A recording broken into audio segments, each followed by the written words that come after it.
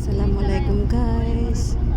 Ito na naman yung kaganapan ng pag-uwi namin. Ito, pauwi na kami. So, maraming ganun pa rin. Maraming pulis ang nakatambay sa bawat eksinita. Wala ka talagang takas. So ngayon traffic na naman. Traffic na naman.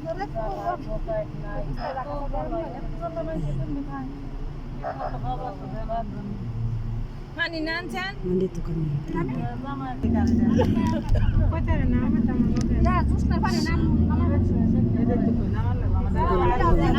Sakyan. Dahil nagagawan kami sa sakyan. Maliit lang kasi yung ano namin, sasakyan namin. Ano lang siya, yung tawag doon, van. Tapos ilan kami, sobra 60. Hindi ka siya. Ayan, pauwi na kami, sobrang init. So, ang daming pasyente ngayon. Hindi ko alam kung bukas makakawi kami, hindi. So, kasi unlimited talaga yung trabaho, hindi ka makaupo. Ayan mga pulis, nagsicheck sila ng mga ano. Ayan mga Hajj, ayan na sila. Hindi kami nakadaan sa Mina kasi ang Mina is sarado na. Sarado na yung Mina, kinlos na nila. So dito kami sa mismo, ewan ko saan ito ba, ito yung loob mismo ng pinagtatrabahoan namin. Ito lang. Ang Mina kasi is doon banda, labas yun.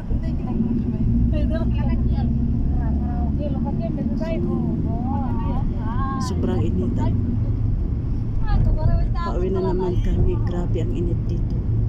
Kaya lahat ng pasyente ngayon, lahat nag-Hajj. Hindi pa nga nag-eid. Nagkaano na sila. Yung tawag doon, nagkasakit na sila dahil nasa init. Siguro hindi nila nakaya ng mag-umrah.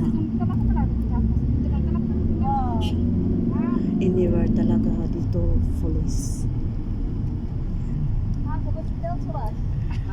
So, andito kami sa mga tindahan. Yung gustong magbili ng mga pasalubong dito rin. Mura lang yan. So,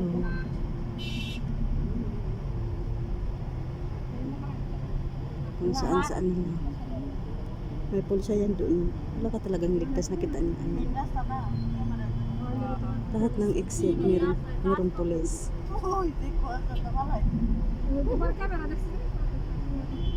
Ayan, yung mag-uumra, ayan yung bus. Dito lang yan sa Makkah, yung bus, hindi yung sa labas.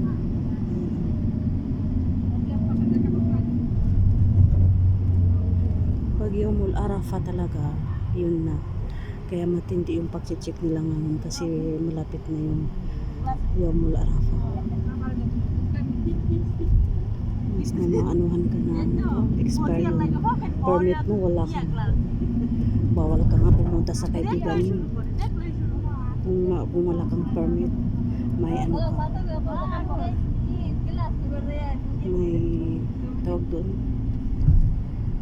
may penalty ka na 20,000 SR or 100,000 SR.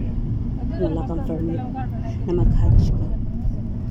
So, saan mo kukunin yung 100,000 SR? Siguro abutan ka dito ng ilang years, hindi lang 10 years. Hindi mo pa kaya yun. Lawak.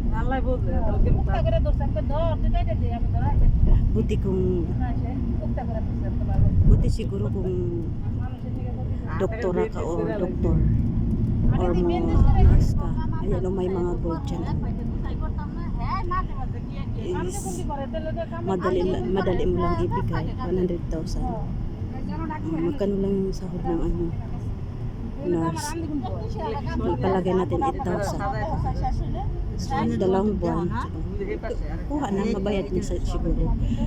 Pero pag mga katulad namin na maliliit lang yung sahod, Saan ka pupulutin? City Mall.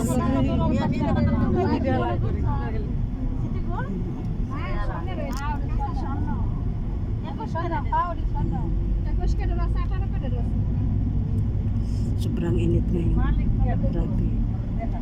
Gusto tayo makahinga sa init. Ayun. Buhat daanan mo, police. Thank you for watching, guys.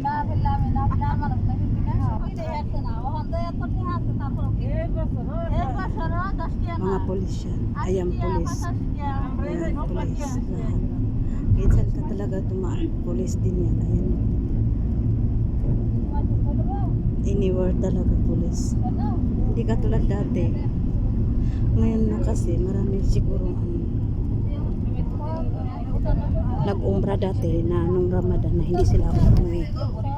Ngayon, pinaghahabol na sila ng mga pulis. Ganito katindi talaga yung hukuman nila dito, yung government nila. Pag sinabi, ganito, dakipin nyo, sinusunod nila yun. Wala ka talagang takas, alam mo. Ito kasi maganda yung ano nila dito.